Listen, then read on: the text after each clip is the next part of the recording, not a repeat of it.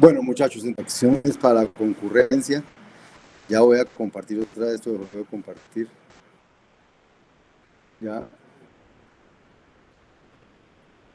Hasta la semana pasada, entonces lo que vimos es qué entendemos por concurrencia, por paralelismo y por debajo en la máquina que hay. Entonces la máquina virtual le ofrece a uno la creación de procesos. Nosotros no vamos a trabajar con procesos. La creación de hilos, nosotros sí vamos a trabajar con hilos, pero no vamos a trabajar a este tan bajo nivel, entre otras cosas porque nos tocaría gestionar el no determinismo entre los hilos. Entonces, para no tener que hacer eso, vamos a trabajar a un más alto nivel, y eso es lo que llamamos las abstracciones para la concurrencia. Entonces, vamos a ver dos abstracciones principalmente. Una que se llama Parallel, para correr computación en paralelo, y vamos a ejemplificar con algún ejemplo, y una abstracción que se llama Task, para crear tareas de primera clase, así como las funciones de primera clase. O sea, las tareas también van a ser datos, y vamos a ejemplificarla con un ejemplo, que es el cálculo de la norma P en paralelo. Entonces, vamos a empezar por la abstracción paralelo. Entonces, ¿cuál es la idea que tenemos? Queremos tener una manera sencilla de indicarle al computador que queremos hacer dos computaciones en paralelo. Entonces vamos a inventar una abstracción, así como si inventamos la abstracción función o la abstracción for, es como inventamos abstracciones para hacer cosas, para poder decir cosas. Vamos a inventar una para el paralelo, se va a llamar parallel. ¿Cómo se va a usar? Se va a usar escribiendo, es como una nueva primitiva de programación. Parallel E1, E2. Así como uno podía decir, no sé, f de E1, E2, entonces aquí es paralelo. ¿Qué hace eso? Toma dos expresiones E1 y E2, las computa en paralelo y devuelve una pareja con los dos resultados. O sea, paralel de E1 y E2, como se muestra en esta gráfica, recibe una parejita de las expresiones que tiene que ejecutar y devuelve una parejita de los resultados de ejecutar ellas dos. Pero la idea es que las ejecutó en paralelo, solo que esto es una caja negra que nosotros no vemos cómo sucede. Simplemente llamamos paralelo E1, E2 y me devuelve la parejita B1, B2 con el resultado de la expresión E1, con el resultado de la expresión E2. Y en principio esa caja hace esa ejecución en paralelo de esas dos expresiones.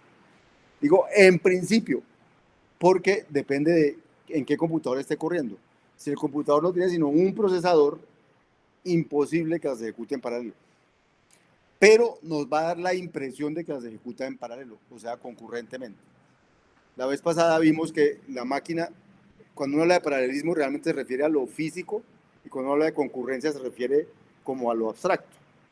Entonces, uno puede tener en paralelo 10 cosas, pero en abstracto puede tener 50.000 en paralelo o concurrentemente. Solo que a la hora de correr, correrá en esas 10 cosas con los turnos que le vayan dando el sistema operativo. Bien, entonces la abstracción paralela es para abstraer eso, es decir, no me importa cómo se ejecute eso, voy a suponer que estas dos se ejecutan en paralelo o concurrentemente, que llamamos. Entonces, primer ejemplo, queremos calcular la norma P de un vector. ¿Qué es la norma P de un vector? La norma P es como una generalización de la distancia en la geometría. Cuando P es 2, la distancia, digamos, el tamaño de un vector es la distancia del 0, 0 al punto del vector, al A0, A1, AN. Si tengo un vector de n dimensiones, entonces, ¿qué es la distancia? Es el primero al cuadrado más el segundo al cuadrado más el último al cuadrado, raíz cuadrada de eso. Entonces, sacar la raíz cuadrada de eso es la distancia que hay del 0, 0, 0, 0 al vector A0, A1 hasta n-1. Es esta suma elevada al cuadrado, a la raíz cuadrada. A la 1 medio está sacando a raíz cuadrada. En general, si en lugar de la norma 2, yo saco la norma P, lo que dice es que en lugar de elevar al cuadrado, elevo a la P, y lo que dice es que en lugar de sacar la raíz cuadrada, saco la raíz P de esa suma. Entonces, la norma P de un vector de n dimensiones es la suma de los A sub i a la P, y luego le saco la raíz P a eso. ¿Quedó claro? ¿Seguro? Bien. Entonces, ¿qué queremos hacer? Queremos hacer un programa que calcule la norma P de un vector. O sea, dado un vector, me diga cuánto es la norma P. Fíjense que no estoy diciendo cómo se calcula eso. ¿Qué es lo que quiero? Que es una de las cosas que más trabajo les cuesta a ustedes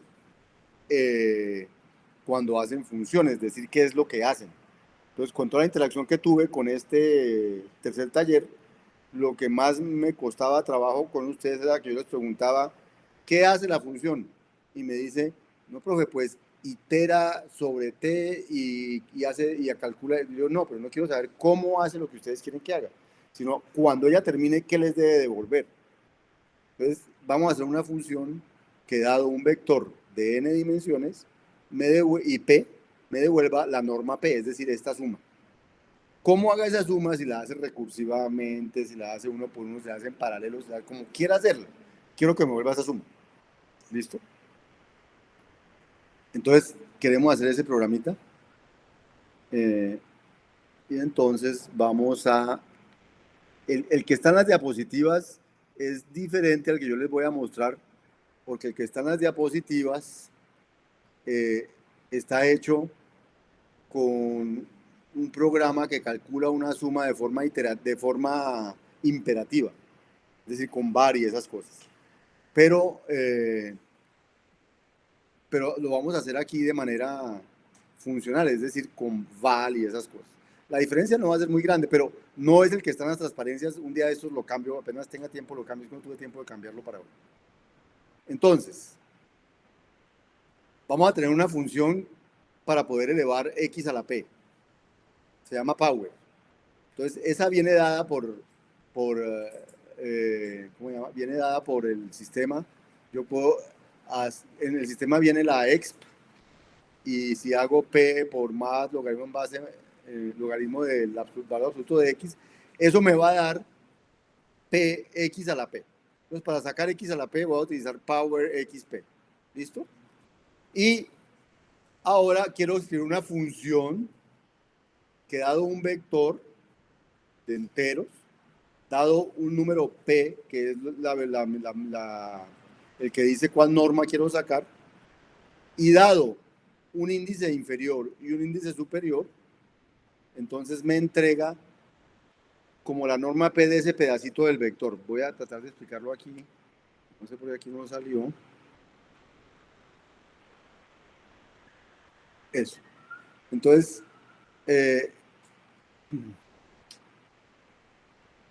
¿dónde es que quiero calcular eso? Quiero escribir aquí está, una función que recibe desde i, desde dónde y hasta dónde. O sea, fíjense que la norma p, según la definición, ¿a dónde me fui? ¿En dónde? Entonces, pues ya te lo pongo, espera. Lo que quiero es que miren la norma p. Entonces, la norma p es la suma desde 0 hasta n-1, ¿sí? Y en general, entonces desde 0 hasta n-1 de a sub i a la p. Pero uno puede tener un programa que lo que calcule es la norma p, pero empezando con ins y terminando en t-1, o sea, y terminando en t-1. O sea, quiero sumar desde 0 hasta n-1, voy a sumar desde la posición s hasta la posición t-1. Si s es 0 y t es n, pues tendré la norma p. Pero si s es 1 y t es 4, pues tendré la norma desde 1 hasta 3, una cosa así. Entonces, lo que voy a calcular es voy a hacer una función que me calcule esto, o sea, que recibe el a, recibe el p y recibe s y recibe t. Y va a calcular esta suma hasta de los a y a la p hasta t-1. Ya voy para allá. Entonces,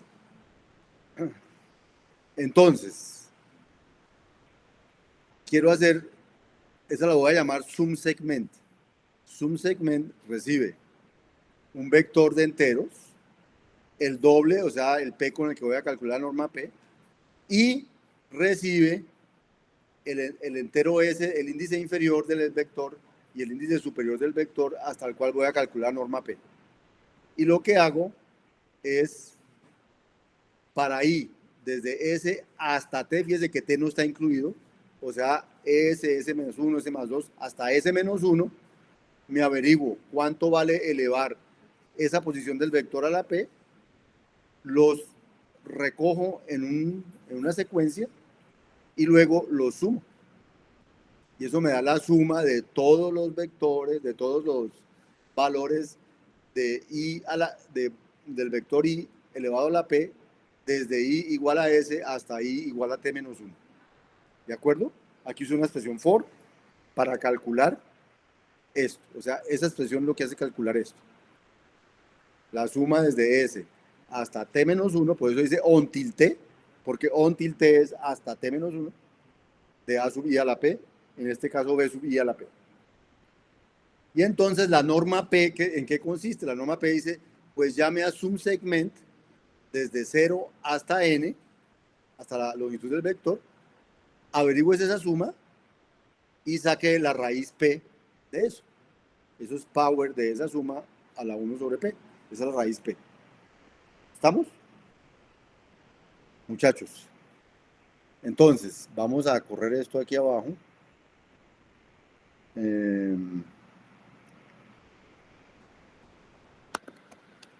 Vamos a poner esto aquí abajo. Voy a poner a correr escala, sino que ahorita les digo qué cosa especial hay que hacer hoy, pero por ahora no es importante lo que estoy haciendo. Simplemente me va a salir eso, el prompt de escala, y entonces vamos a definir esto, que es la función que eleva x a la p, y la función sumSegment,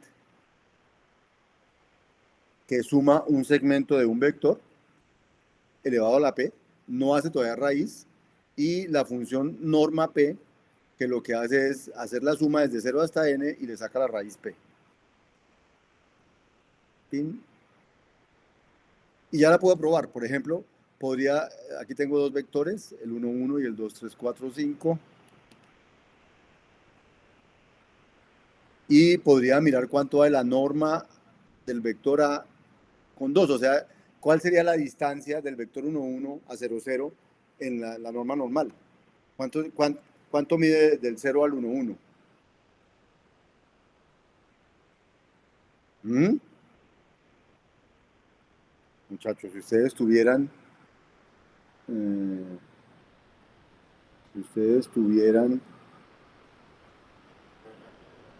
eso, muy bien, el que lo dijo, muy bien. Si ustedes tuvieran que este es el vector 1, 1, digamos que aquí hay 1 y aquí hay 1, entonces este es el vector 1, 1, ¿cuánto mide este vector? Pues mide 1 al cuadrado más 1 al cuadrado, da 2, raíz de 2. O sea que este primero me debería dar raíz de 2. Y efectivamente da raíz de 2, ¿sí o no? Y así podemos probarlos todos. ¿Cuánto da la norma 3, la norma 2 de B, de 3, de 5, de 10? O sea, vamos a poder calcular cualquier norma con esa función. Solo me dio la última aquí.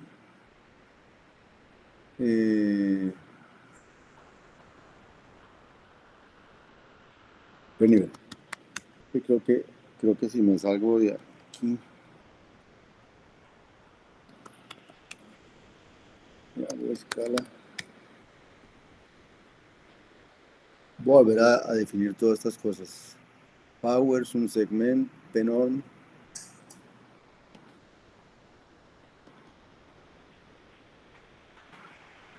Ahora sí, estos.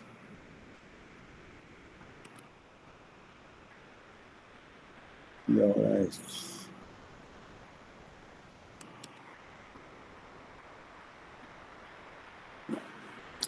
Bueno, entonces vamos a hacerlo uno por uno. La norma 2 ya la hemos hecho, la norma 3 del mismo vector A da 1.25, la norma 2 del vector B 734. Es que quiero mostrarles para que vean que vamos a calcular lo mismo de muchas maneras y pues para que vean que queda correcto. Esta es la primera que se le ocurre a uno, que es completamente secuencial. Y la norma 10 da esto. ¿Listo? Entonces ahí tenemos la norma de cada uno de esos. Bien.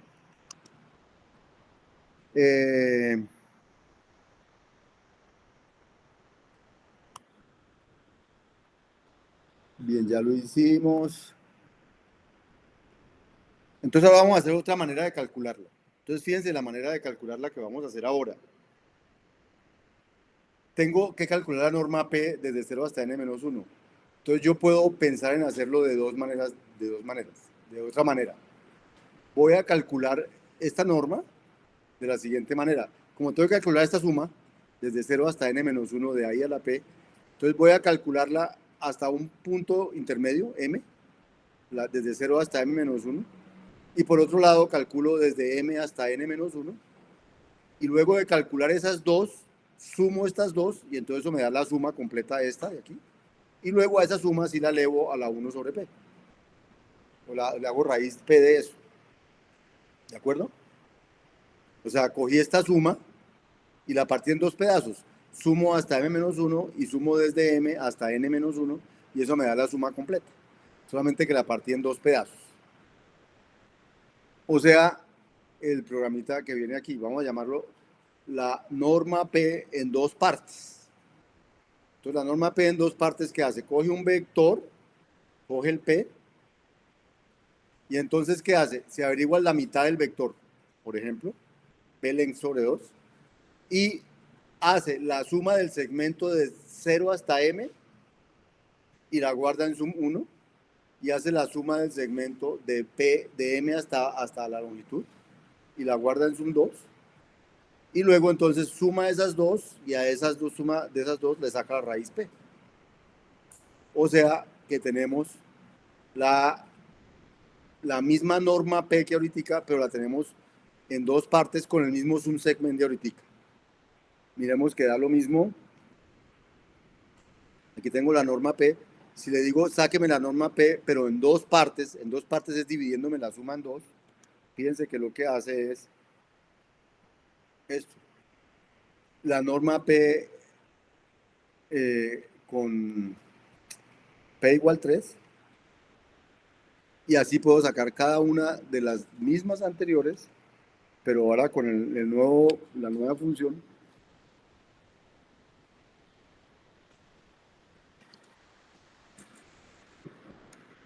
Y así sucesivamente. Hay una pregunta interesante, es, ¿y qué saqué con dividir esto en dos?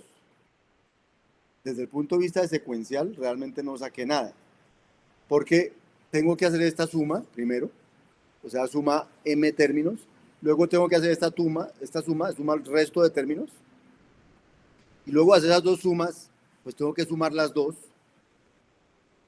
y ya, o sea que realmente más rápido que esta no la estoy haciendo, porque aquí también tengo que hacer todas las sumas. Sin embargo, cuando uno va a hacer paralelismo, siempre lograr dividir una tarea en dos puede servir para pensar en paralelismo. Porque ahora la idea es imaginarnos que si esta suma se hace en un procesador al mismo tiempo que se hace esta suma en otro procesador, entonces me voy a ahorrar tiempo. Ahora sí no estoy sumando n secuencialmente, sino que estoy sumando la mitad secuencialmente, otra mitad igual secuencialmente, pero los dos al tiempo. O sea que voy a gastarme la mitad del tiempo en hacer todas las sumas. Y ahí es donde el paralelismo o la concurrencia va a ser importante. Entonces, por eso esta idea de dividir esto en dos tareas es importante.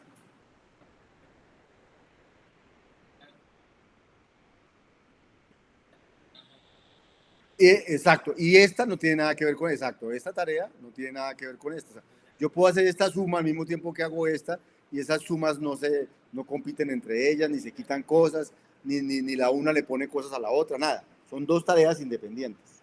Entonces, como puedo partir, son dos tareas independientes, eso fue lo que hice ahorita, pero por ahora no he ganado nada porque lo partí en dos tareas independientes, pero las dos tareas tienen que ejecutar secuencialmente. Entonces, tengo que ejecutar la una primero, y luego la otra, y luego la suma que falta luego realmente no he ganado nada todavía. Solo ganaría si lograra ejecutar estas dos en paralelo.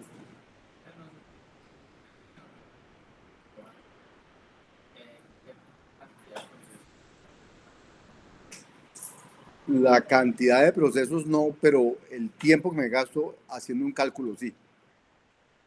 Entonces, por ahora lo importante es que logré hacer otra función de la norma, pero en dos partes. Y entonces vamos a ejecutar, vamos a pensar qué pasa si la ejecuto secuencial y qué pasaría si la lograra ejecutar en paralelo.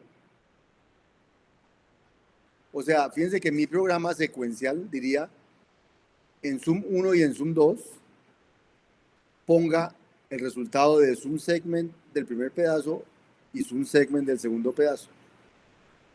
¿Cómo se ejecuta eso en secuencial?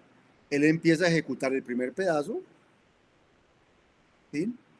Y cuando acabe el primer pedazo, empieza a ejecutar el segundo pedazo. Ahora, el primer pedazo, ¿qué dice? Lo parto por la mitad y empiezo a sumar el primer pedazo y cuando acabe sumo el segundo pedazo. Pero todo esto está pasando secuencialmente, nada pasa concurrentemente. Luego al final yo tengo que hacer 1, 2, 3, 4, 5, 6, 7, 8, 9 sumas secuenciales. Entonces el costo de eso es el costo de hacer 9 sumas. La primera más la segunda más la tercera. Si cada suma durara un segundo, me demoraría 9 segundos. ¿Sí? Bien. Si lo hago en paralelo, la única cambio de mi programa, y eso es muy importante que lo pongan atención, el único cambio de mi programa es que en lugar de decir aquí la pareja es un segment desde 0 hasta m y un segment desde m hasta n, digo paralel la nueva primitiva y aquí pongo el sum segment y el otro sum segment. O sea, lo que estoy diciendo es que esto mismo que había aquí me lo ejecute en paralelo. Entonces, que me ejecute en paralelo esta expresión con esta expresión. ¿Qué significa? ¿De cuál extracción? Ah, por eso, ¿qué hace Parallel? Parallel lo que hace, sin saber ustedes cómo por dentro, él manda a un hilo a hacer esto y a otro hilo a hacer esto. Entonces quiere decir que esas dos cosas están sucediendo concurrentemente. O sea que al mismo tiempo, él manda a hacer esta suma que esta suma. Pero cuando manda a hacer esta suma, la parte en dos y mandará a hacer esta suma al mismo tiempo que esta suma y mandará a hacer al mismo tiempo esta suma que esta suma. O sea, al final habría muchas sumas haciéndose concurrentemente. Pero ¿cuál es la ventaja? Que estas dos sumas, que se gastan 2 segundos, con estas otras dos, que se gastaban otros 2 y que arriba daban 4, aquí arriba dan solo 2 segundos, porque se están haciendo al tiempo.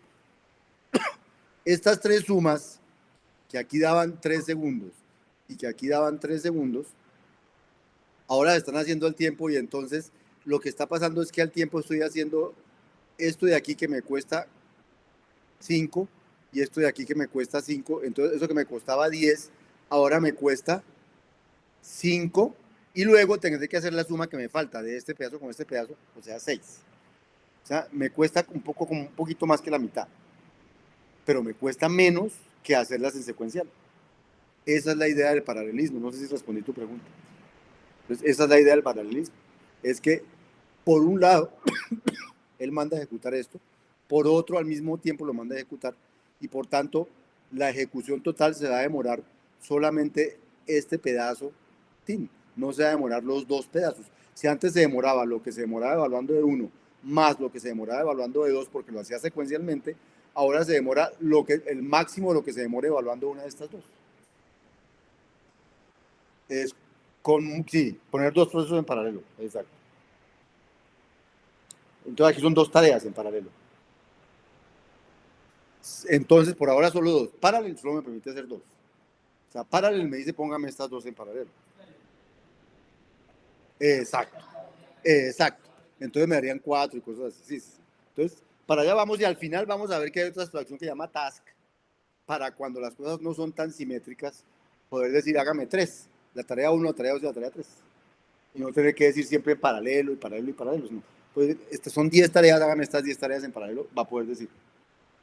Pero la idea del paralelismo es ganar tiempo al hacer eso. Ahora, ¿cuándo voy a ganar tiempo? Si la máquina que va a ejecutar esto tiene un solo procesador, pues al final va a tener que darle tiempo para que haga un pedazo de este, luego lo para y le da un tiempo para que haga este pedazo, luego lo para que haga esto. O sea, al final termina haciendo esto mismo. Pero si la máquina tiene dos procesadores, le puede decir a un procesador que haga esto y al otro que haga esto, y realmente cuando los dos terminen, sacar la solución. Entonces realmente va a sacar en el máximo de lo que se demore cada uno la solución, no en la suma de los dos. Y esa es la ventaja del paralelismo. Pregunta Johan.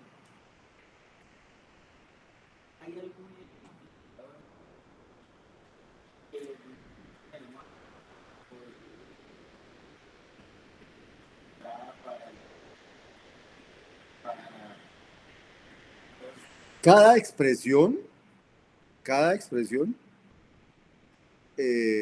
digamos, miren aquí, esta expresión y esta expresión, cada una va a devolver algo. Y lo que devuelva va a quedar guardado en alguna parte. En donde vaya a quedar guardado eso es lo que está asociado con el identificador de este, y el identificador de este está asociado con donde vaya a quedar guardado el resultado de este. Por ejemplo, sum 1 es donde va a quedar guardado el resultado de sum segment, de 0 a m. Y sum 2 es donde va a quedar guardado el resultado de sum segment de m a n. O sea que ahí están como los identificadores de la una y de la otra. ¿Sí, Johan? Si yo les pongo nombre, quedan identificados. Pero todavía no hemos hecho el paralelo. Entonces, ¿cuál es la idea? La idea es hacer eso. Entonces, ¿cómo hago eso? Esa es la nueva versión que se llama la norma P, la de dos partes, pero hecha en paralelo. Entonces, ¿qué cambia de la anterior? Fíjense el código. El código del anterior dice sum 1, sum 2 es igual a, llame por un lado a sum segment de 0 a m y por otro lado sum segment de m a n. Aquí vamos a hacer lo mismo, solamente que vamos a poner un paralelo de eso. O sea, a paralel le paso por un lado sum segment esto y por otro lado sum segment de esto. El código es prácticamente el mismo, la única diferencia es que puse un paralel donde no había un paralel. Vamos a compilar esto, la norma paralela.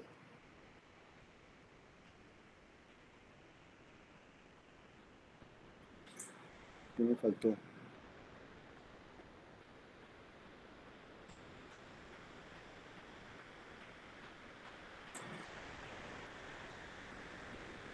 ¿Qué hice mal ahí? Ah, él me está diciendo que no sabe quién es paralelo. Entonces dijimos son dos abstracciones nuevas, pero esas abstracciones no vienen en escala por defecto, sino que esas abstracciones hay que construirlas. Entonces alguien ya las construyó y yo siempre se las comparto a ustedes en los talleres para que la puedan usar. Por ahora en ningún taller hemos usado paralelismo, entonces no las he compartido. En el primer taller que hagamos de paralelismo las voy a compartir. Entonces, ¿ah? ¿Cómo? Y el proyecto. El proyecto también usa paralelismo. Entonces, esa librería se llama Common. Se llama Common y esa librería entonces implementa aquí adentro. Por ahora, aquí usan eso que la semana pasada les mostré y que no vamos a usar nosotros nunca. O sea, ellos sí usan cosas de abajo, usan creación de hilos. Mira, aquí crearon un hilo, crean un hilo. ¿Dónde es que es esa cosa? Ah, crean tareas, crean hilos, ejecutan, hacen cosas. Pero para nosotros lo único es que parallel es una función que recibe dos tareas y devuelve los resultados de sus tareas. Eso es todo lo que hace parallel. ¿Sí? Entonces, pero para poder usarlo, necesito importar ese paquetico. Se llama common. Sí, ya sé por qué no lo puedo importar. Espérense, verá. Entonces,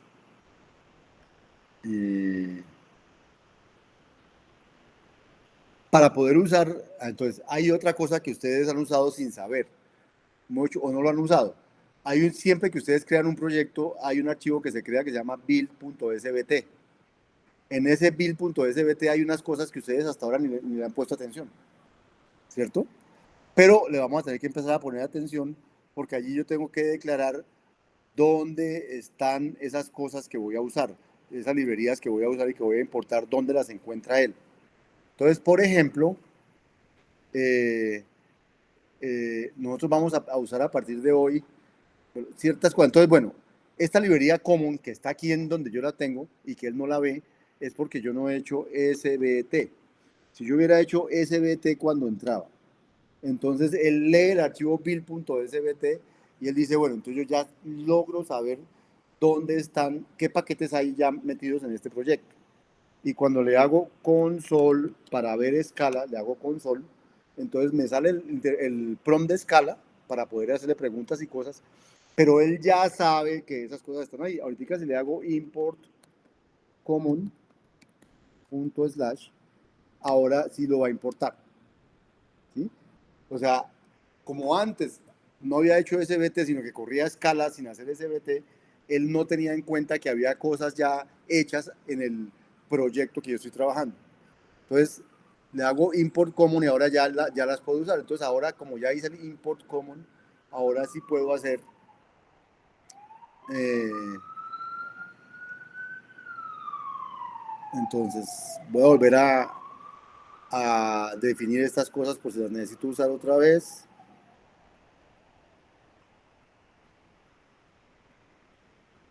Voy a definir la de dos partes que no es paralela por si la quiero usar otra vez.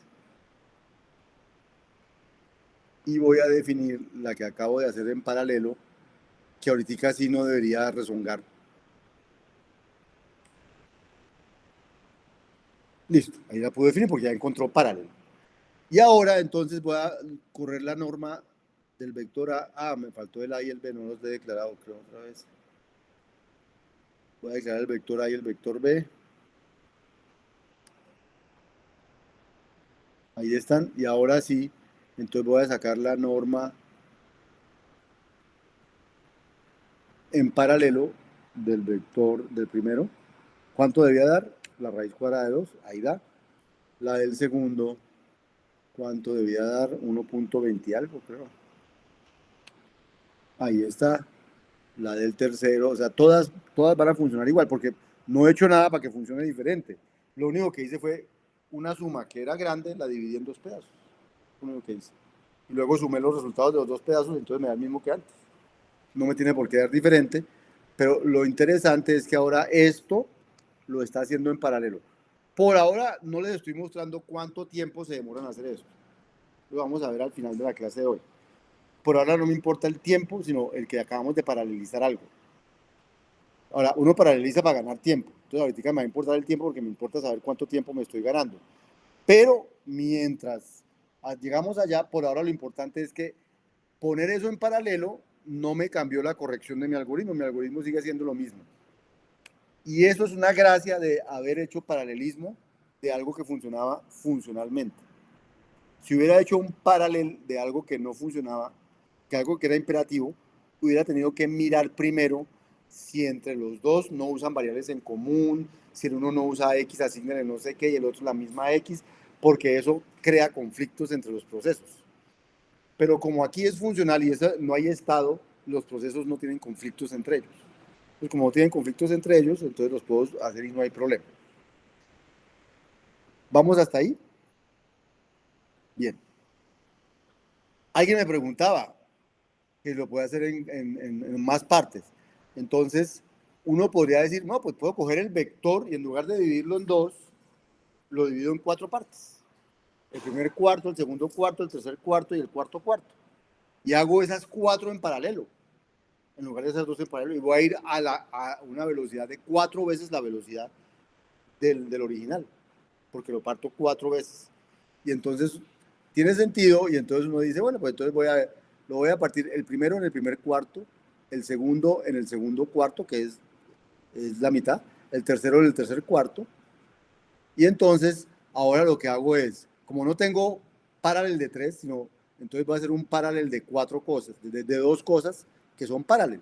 Entonces si hago un paralel de 2 paralel, me quedan como 4 paralel. Entonces, el paralel, entonces aquí está sum 1 y sum 2 son el primer paralel que suma desde 0 hasta M1 y luego desde M1 hasta M2. Y sum 3 y sum 4 son los que suman desde M2 hasta M3 y desde M3 hasta el final. Y luego sumo los 4 resultados, elevo a la 1 sobre P y eso me da mi norma hecha en 4 partes, digamos, partiendo 4 veces el vector. Lo importante de todo esto es que la corrección no se ve afectada porque yo ponga el paralel. Lo único que se ve afectado porque yo pongo el paralel es cómo corre, no si es correcto lo que corre. Siempre el resultado va a ser correcto porque nada de lo que yo hago en paralelo tiene que ver con, porque todas las tareas son independientes. Entonces, como yo no cambio estado, no cambio cosas, tienen que ser independientes. Si yo tuviera asignación, tendría que fijarme que la asignación que hace el uno y la asignación que hace el otro no intervengan entre ellas. Pero como no tengo eso, no tengo que preocuparme por eso, entonces no me preocupo por eso. Y esa es la belleza de hacer concurrencia con funcional. No hay que preocuparse si el pedacito que hice en paralelo me va a competir con el otro. No, nunca va a pasar eso. Si todo es funcional. Si las cosas no son funcionales, sí me tengo que preocupar por eso. Como en este curso no nos preocupamos por eso porque hacemos cosas funcionales, entonces simplemente nos preocupamos por dónde dividimos, qué dividimos, pero no si la división va a funcionar porque no nos vamos a preocupar por eso. ¿Listo? Entonces, ¿quién me preguntó, Miguel? O sí, que puede hacerlo en 4, entonces ahí está en 4, por ejemplo, ¿cierto? No en 3, todavía no tengo cómo hacerlo en 3 porque con paralel lo hago en 2. Bueno, podría hacer un paralel de algo de 2 con uno solo y entonces me queda de 3. Bien, entonces ahí está la abstracción paralel. No sé si les quedó claro en qué consiste la abstracción paralel. ¿Está claro en qué consiste la abstracción paralel? Bien, vamos a dejar de grabar ahí